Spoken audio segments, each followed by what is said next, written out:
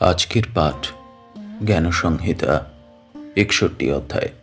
শিবপুরাণের জ্ঞানসংহিতার ৬০ অধ্যায়ে আমরা প্রহ্লাদের কাহিনী দেখছি এবং সেখানে দেখেছি এবং শুনেছি সেখানে হিরণ্যকশিপুর সঙ্গে প্রহ্লাদের বিভিন্ন কথোপকথন চলছে।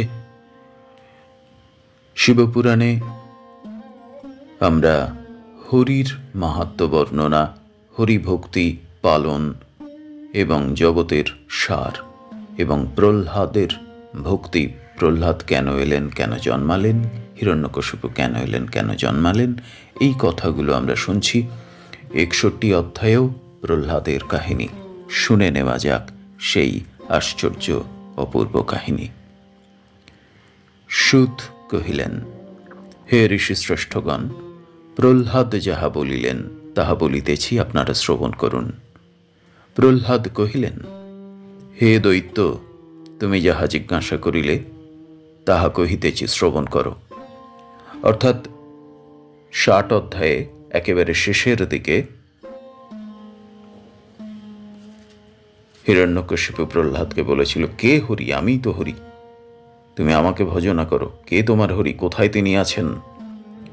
এই যে বলছেন একেবারে ৬০-এর শেষে যে হিরণ্যকশিপু পুত্র কর্তৃক এইরূপ তিরস্কৃত হইয়া পুনর্বার প্রহ্লাদকে এই বাক্য বলিলেন, হে পুত্র, তুমি যাহাকে ভজনা করিতেছ সেই হরি কোন স্থানে আছে তাহা বলো। সেই কথারই উত্তর দিচ্ছেন ৬১ অধ্যায়ে প্রহ্লাদ। তাই বলছেন, প্রহ্লাদ কহিলেন, হে দৈত্য, তুমি যাহা জিজ্ঞাসা করিলে তাহা বলিতেছি, শ্রবণ করো। পৃথিবীতে যে কিছু স্থূল এবং সূক্ষ্ম পদার্থ দেখিতেছ, এবং সমুদ্র, পর্বত, বৃক্ষ, দেবতা, নদী, চেতন ও অচেতন, গ্রাম, নগর, সূর্য, অরণ্য, চিত্ররথ, কানন এবং পিতৃকানন, সর্বত্রই তিনি বর্তমান। তিনি তোমাতে বর্তমান আছেন, তিনি আমাতেও আছেন, ইহাতে সংশয় নাই। তিনি পরে, পূর্বে, মধ্যকালে ও অন্তমধ্যেও থাকিবেন। হে দৈত্য সত্যম, আমি তাহার রূপ বর্ণনা করিতে সক্ষম নহি। দৈত্য হিরণ্যকশিপু পুত্রের এইরূপ বাক্য শ্রবণ করিয়া কহিতে লাগিলেন, হে পুত্র, তুমি যাহা বলিলে আমি তাহা পুনর্বার বলিতেছি, শ্রবণ করো। প্রহ্লাদ বলিলেন, স্বয়ং হরি যে স্থানে নাই, এইরূপ স্থান কোথাও নাই। দৈত্যপর হিরণ্যকশিপু প্রহ্লাদের এই বাক্য শ্রবণ করিয়া কহিতে লাগিলেন, হরি যদি সর্বত্রই থাকেন, তাহা হইলে এই স্তম্ভ মধ্যে আছেন কিনা বলো। হিরণ্যকশিপু প্রহ্লাদকে এই কথা বলিলে প্রহ্লাদ তাহাকে বলিলেন, হরি নিশ্চয়ই এই স্তম্ভ মধ্যে আছেন। প্রহ্লাদ এই কথা বলিলে হিরণ্যকশিপু তাহাকে বলিলেন, তুমি তোমার পূজনীয় হরিকে দর্শন করো। হে ঋষিগণ, আপনারা শ্রবণ করুন।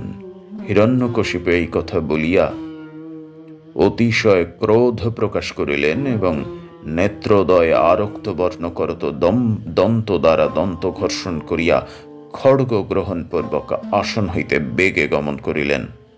দেখো, পূজা করি, এই বলিয়া স্তম্ভে খড়গাঘাত করিলেন। সেই স্তম্ভে খড়গ সংলগ্ন হইবা মাত্র যেরূপ পূর্বে পর্বতে বজ্রপাত হইলে শব্দ হইয়াছিল, সেইরূপ ভয়ানক শব্দ হইল এবং সেই স্তম্ভ হইতে স্বয়ং দেবদেব বিষ্ণু ক্রোধ ভরে দৈত্যদিগকে ত্রাসিত করতে আবির্ভূত হইলেন।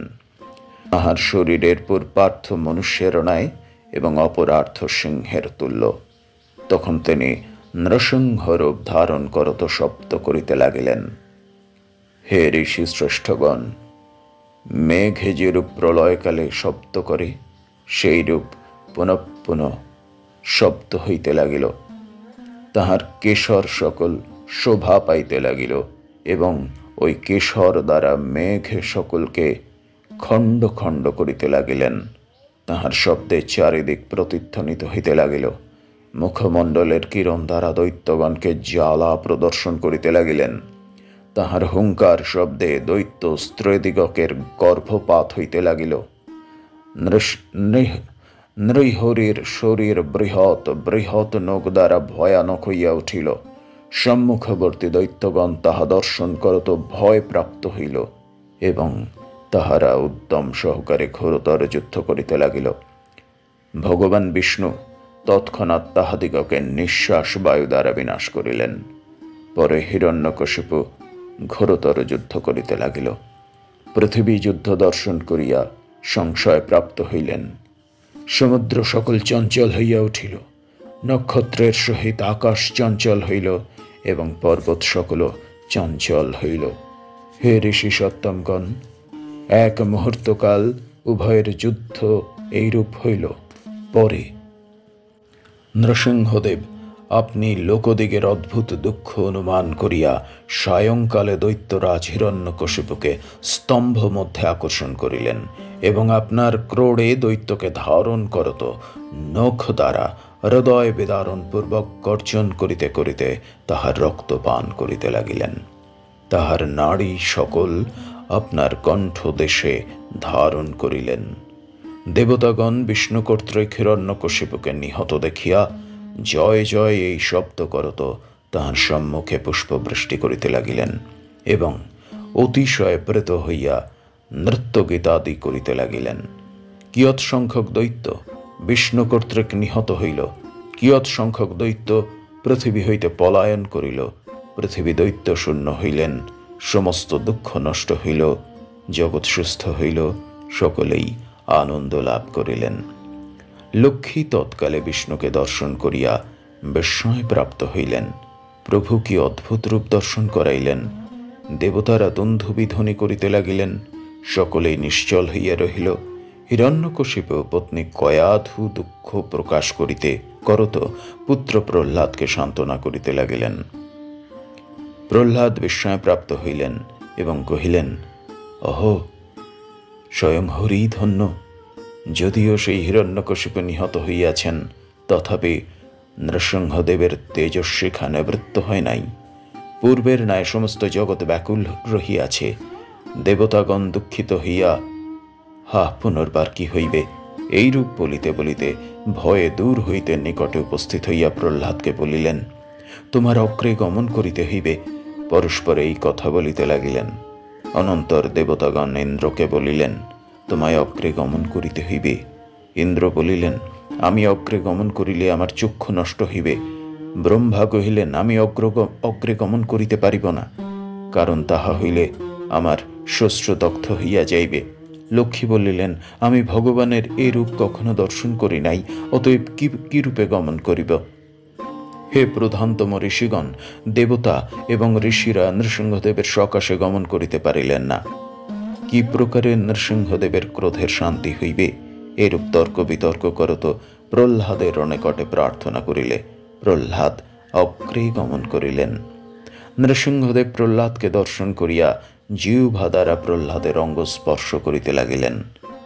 আর প্রহ্লাদ যে অতিশয় দুঃখিত হইয়াছেন, জনসমীপে এইরূপ প্রকাশ করত বক্ষস্থল দ্বারা তাহাকে আলিঙ্গন করিয়া হৃদয় শীতল করিলেন এবং বলিলেন, দুষ্ট দৈত্য আমার হৃদয়কে অতিশয় সন্তাপিত করিয়াছে। হে পুত্র, তোমার সৎ যোগে আজ শীতল হইল।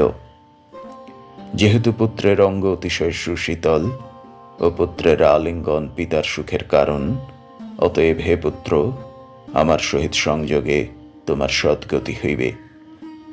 নৃসিংহদেব এই কথা বলিয়া প্রহ্লাদকে পুত্র বলিয়া লালন করিতে লাগিলেন। হে পুত্র, তুমি পুত্র পৌত্রাদি উৎপন্ন করো, রাজ্য ভোগ করো।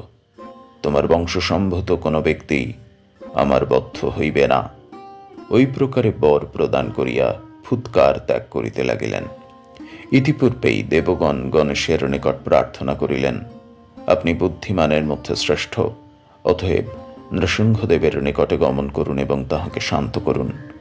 গণপতি দেবগণ কর্তৃক এইরূপ উক্ত হইয়া প্রসন্ন মুখে মুশিকের উপরে আরোহণ পূর্বক গমন করিতে আরম্ভ করিলেন। গজাননের শরীর স্থূল, বাহন মুশিক এবং উদর অতি বৃহৎ, অতএব তাহার রূপ অতি হাস্যকর হইল। দেবতারা গণপতিকে দর্শন করিয়া অতি বিস্ময় সহকারে তৎকালে তাহার রূপ বর্ণন করিতে লাগিলেন। এদিকে নৃসিংহদেব সেই সময়ে পূর্বোক্ত প্রকারে ফুৎকার ত্যাগ করিতেছিলেন। সেই ফুৎকারে গণেশের বাহন উল্টাইয়া পড়িল। গণেশও তখন বাহন হইতে পতিত হইলেন। ইহাতে দেবতারা এবং নৃসিংহদেব অতিশয় হাস্য করিতে লাগিলেন। এই পুরাণ কাহিনী নিশ্চয়ই পরের অংশ পাঠ করব, তার আগে কয়েকটি কথা আবারও বলে রাখি।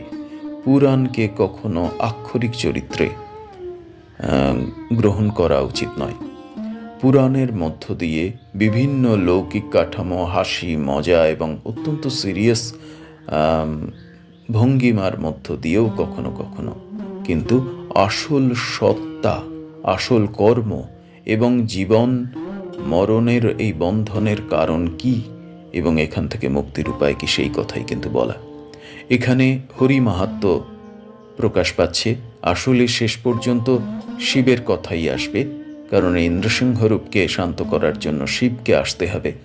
কোনো দেবতা কেউই বুদ্ধি, কর্ম, ভক্তি, প্রেম কেউই কিন্তু নৃসিংহ অবতারকে রূপান্তরিত করে আবার পুনরায় বিষ্ণুর আসল যে রূপ বা সৌন্দর্য বা কোমলতা তা ফিরিয়ে দিতে পারছে না।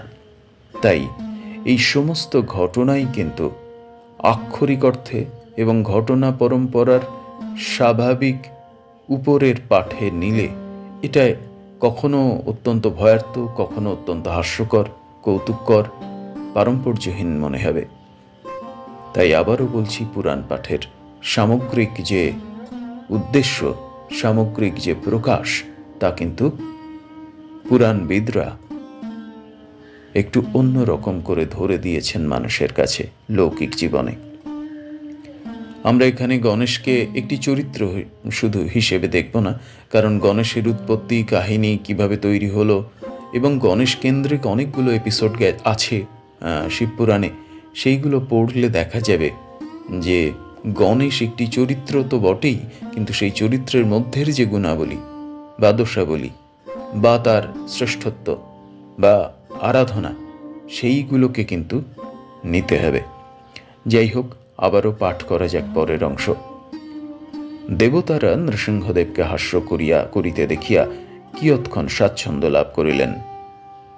নৃহরি হাস্য করিতেছেন, এইরূপ হরির ক্রোধ শান্তি হইয়াছে। দেবতারা ইহা ভাবিলেন, কিন্তু নৃহরির তেজস্বিখা নিবৃত্তি পায় নাই দেখিয়া আবার চিন্তিত হইয়া পড়িলেন। তৎকালে দেবগণ দুঃখিত হইয়া মহাদেবের শরণাপন্ন হইলেন এবং লোকদিগের সুখের নিমিত্ত তাহাকে স্তব করিতে লাগিলেন। হে সদাশিব, তোমাকে নমস্কার, তোমাকে নমস্কার, তোমাকে নমস্কার।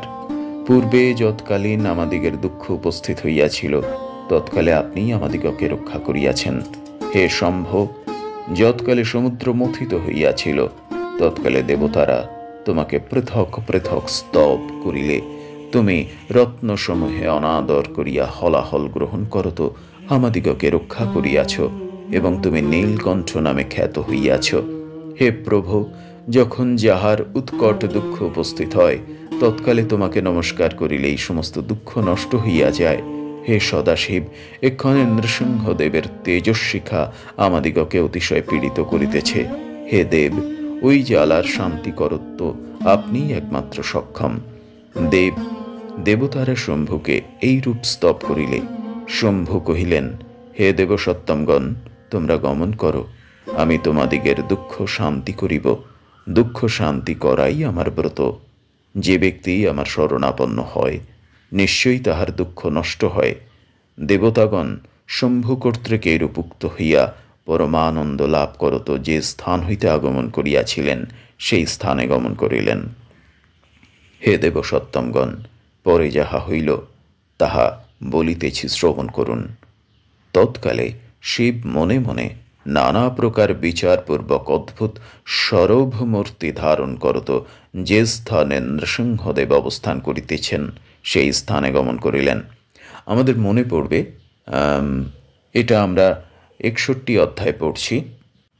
আনুমানিক 3-4টি অধ্যায় আগে দ্বাদশ জ্যোতির্লিঙ্গের সমস্ত উৎপত্তি কাহিনী বলা হয়ে গেছে।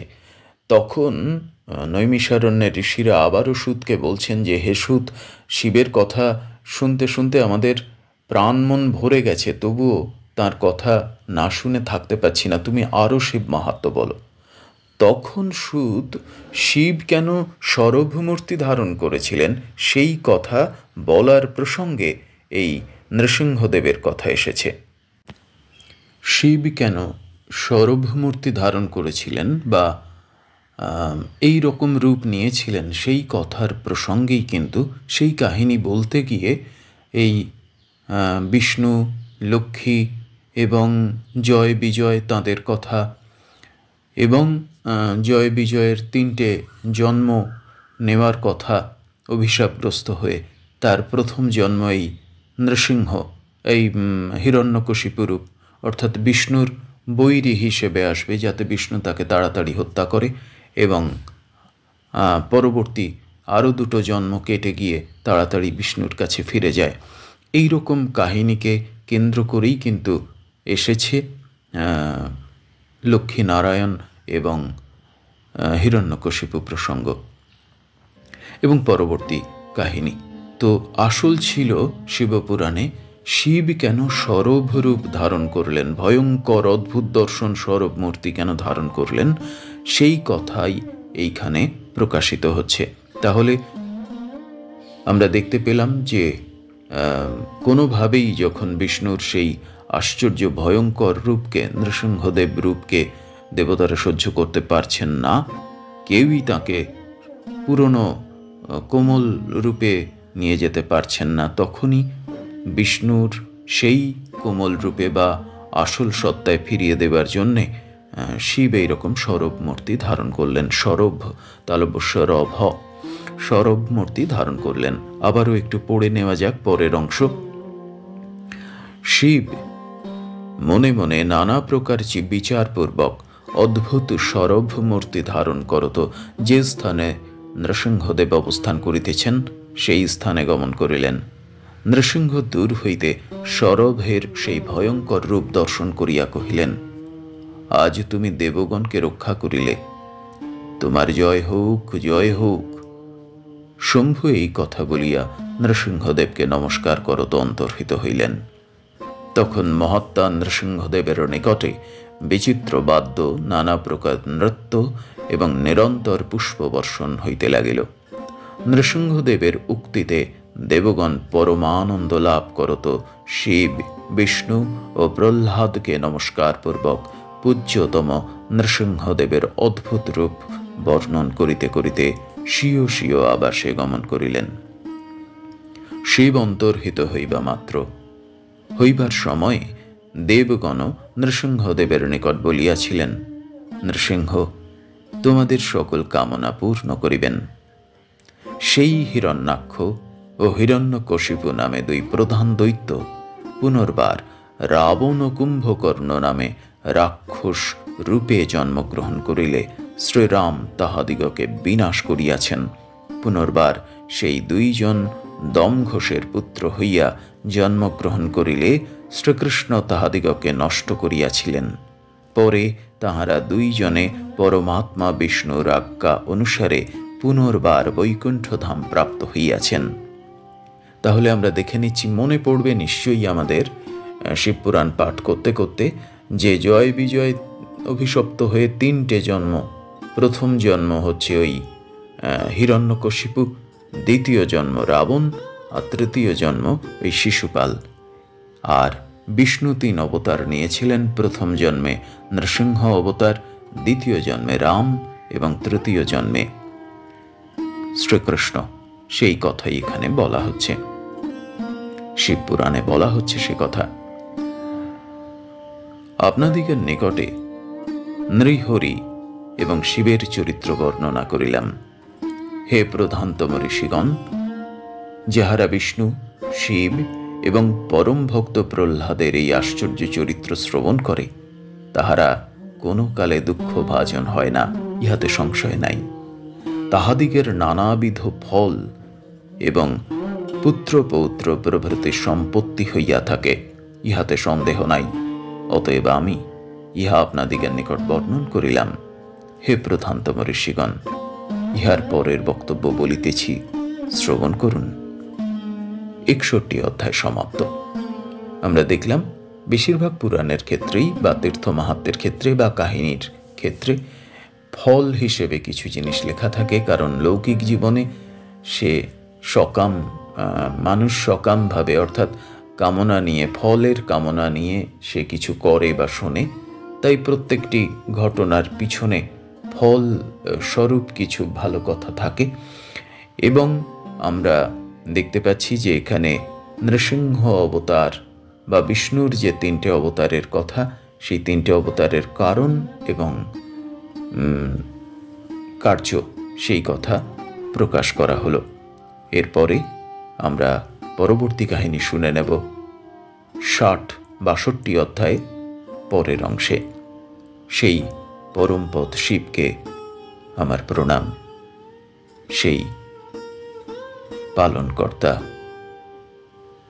বিষ্ণুকে আমার প্রণাম। ওম নমঃ শিবায়, ওম নমঃ শিবায়, ওম নমঃ শিবায়।